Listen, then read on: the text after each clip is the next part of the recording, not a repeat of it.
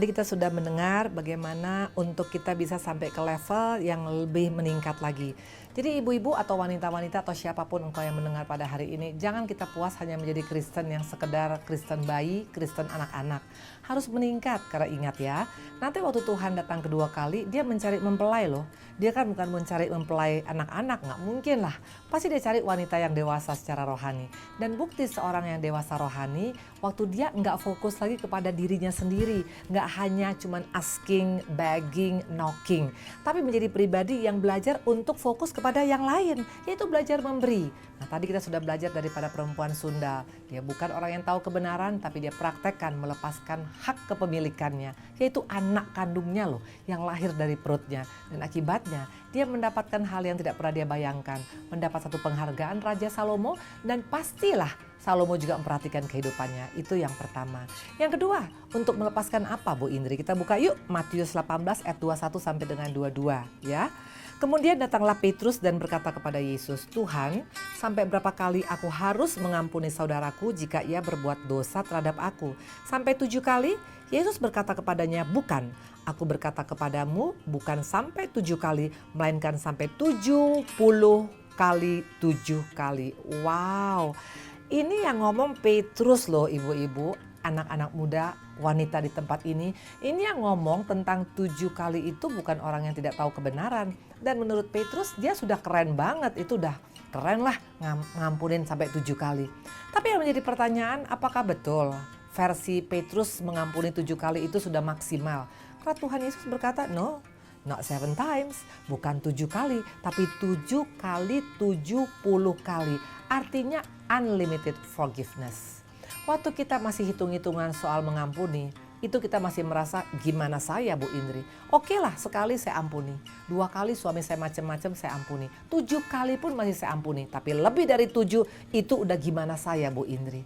Waktu kita masih belum siap melepaskan hak pengampunan, sampai kapanpun kita gak akan pernah menikmati apa yang Tuhan sediakan bagi kita.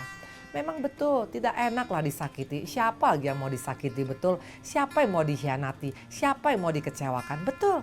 Tapi kalau kita tidak bisa menguasai hati kita adalah orang yang paling malang. Karena keputusan untuk bisa mengampuni itu bukan ditentukan oleh orang yang bersikap tidak baik kepada kita.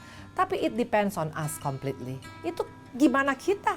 Kalau kita berkata, "Hei hati, kamu jangan sampai sakit hati." Dia bisa kita kontrol, kita posisinya aman. Tapi seringkali kita yang diatur oleh hati kita, oleh emosi kita, oleh perasaan kita. Mungkin kita bilang, ya itu hanya Tuhan Yesus lah Bu Indri yang bisa ngampuni. Kalau sekali masih oke lah, tapi kalau berulang kali Bu Indri, nanti berselingkuh dengan si A, besok berselingkuh dengan si B. Sampai kapan Bu Indri? Apa sampai saya tuwek baru saya bisa mengalami kebahagiaan? Makanya akhirnya banyak wanita-wanita mengambil keputusan bercerai. Bahkan banyak yang membalas perbuatan suaminya.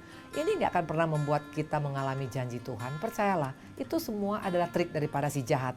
Karena waktu kita mau melepaskan hak kita demi untuk melakukan kehendak Tuhan, itu bonusnya luar biasa.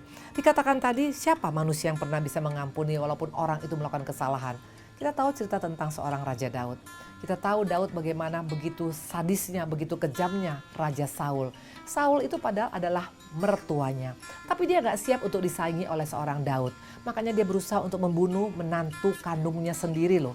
Daud itu adalah suami daripada Mikhael. Betul, Mikhael adalah anak daripada Saul.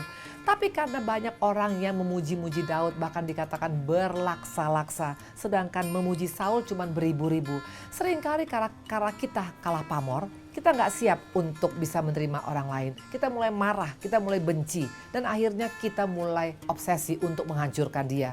Waktu ini menjadi gaya hidup kita, sampai kapanpun kita gak akan bisa mengalami perkara besar. Itu dari pandangan Saul. Tapi Daud apa terpancing gara-gara mendapatkan mertua yang jahat seperti itu? Enggak tuh.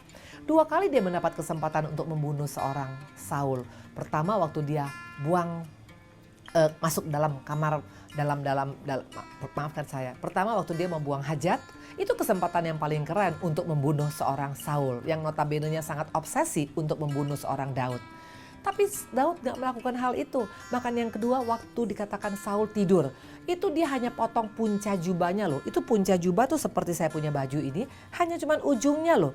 Tapi dikatakan waktu Daud memotong punca jubah Saul, itu dia deg-degan loh.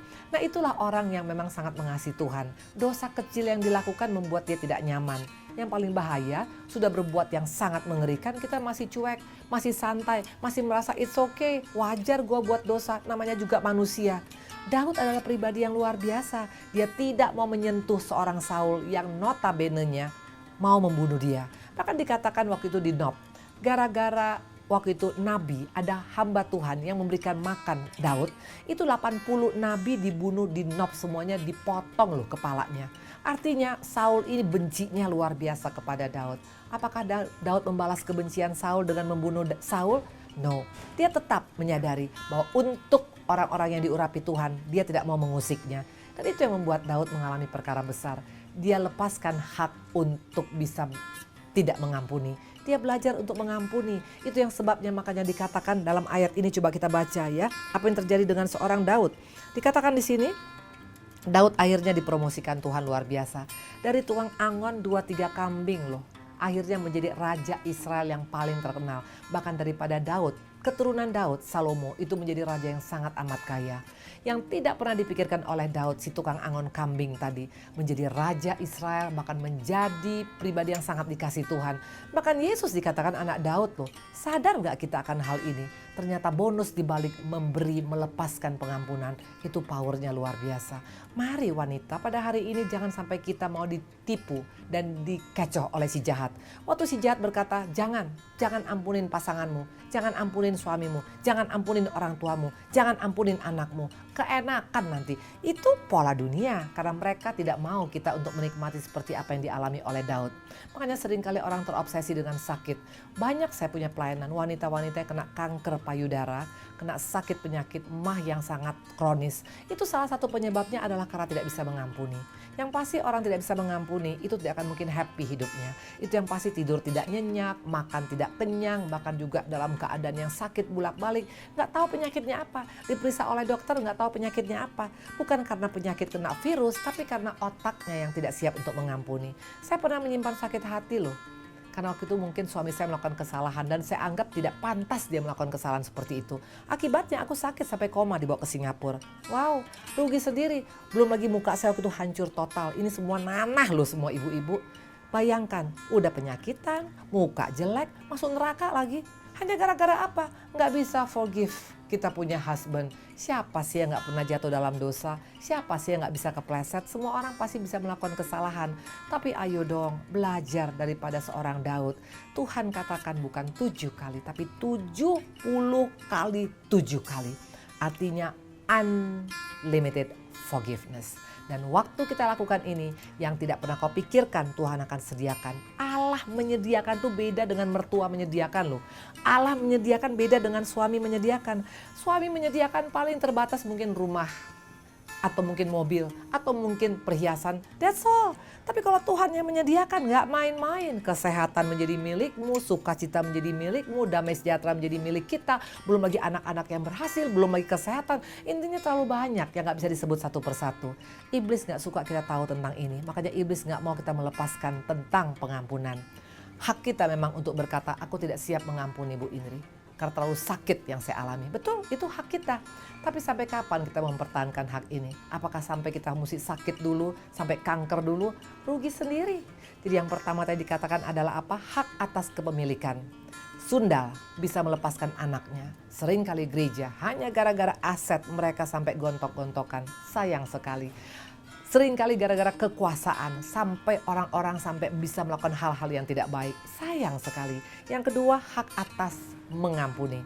Betul, ini hak kita. Tapi percayalah, kalau Tuhan sudah ajarkan 7 kali 70 kali, artinya jangan sampai kita batasi pengampunan. Karena saya percaya di balik pengampunan ada rahasia besar yang Tuhan mau siapkan bagi kita. Itu yang kedua ya. Kita akan teruskan lagi nanti poin yang berikutnya.